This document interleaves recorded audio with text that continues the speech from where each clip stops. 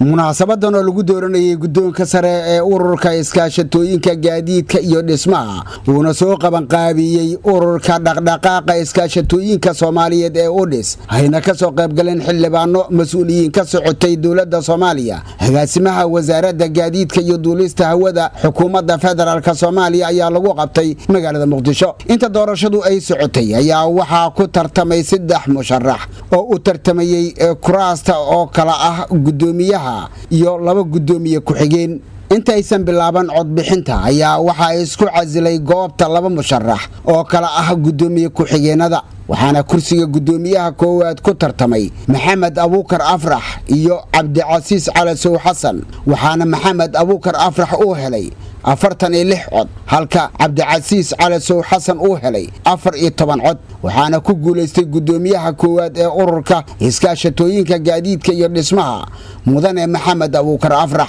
Cabdicasiis Calasow Xasan oo laga guuleystay iyo mudane Maxamed Abuukar Afrax oo isna ku guuleystay kursiga gudoomiyaha koowaad ee iskaashatooyinka gaadiidka iyo dhismaha ayaa mudane Cabdicasiis Calasow Xasan ugu mahadceliyay Maxamed Abuukar Afrax guusha uu ka gaaray hanashada kursiga gudoomiyaha koowaad ee ururka iskaashatooyinka gaadiidka iyo dhismaha waxaan ku qanacsanahay codadkii walaalaheena ay qaadisiyeen qaarna ay siin walaalkii Maxamed Abuukar waa waxaan baleynayaa marka hore waxaan leeyahay gaadiidow ka soo jirtiin gaxwa ku caba halkan una idin leeyahay gudoomiyaha ururka dhaqdhaqaaqa iskaashatooyinka Soomaaliyeed ee UDIS Cabdi Cismaan Shuuriye ayaa kula dardaarmay iskaashatooyinka inay muujiyaan isku duubni madaxda waxaan doomariyay waa noo soo doomareen waxaan ku sugaynay inay noo soo hormaraan marka waa mahadsantihiin xildhibaanka iskaashatooyinku waa yimid xildhibaan Sakariya Maxamuud Xaaji Cabdi oo kamid ah golaha shacabka ee baarlamaanka federaalka Soomaaliya oo ka hadlay goobta ayaa ugu baaqay iskaashatooyinka inay ka shaqeeyaan horumarka dalka طبعا dalkan wuxuu ku noolaa wax soo saar wadan walba wax soo saar ku nool beeraha noqoto xoolaha noqoto farsamo-yaqaan iyo farshaxan noqoto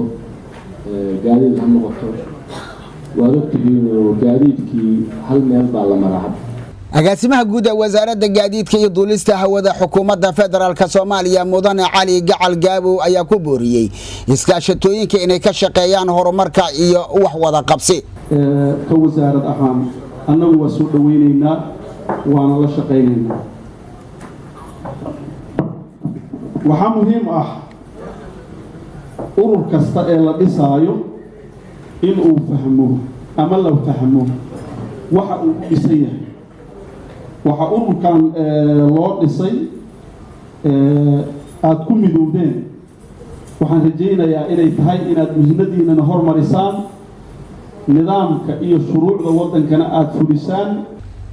Muuse Cismaan Abtow telefishinka qaranka Soomaaliyeed Muqdisho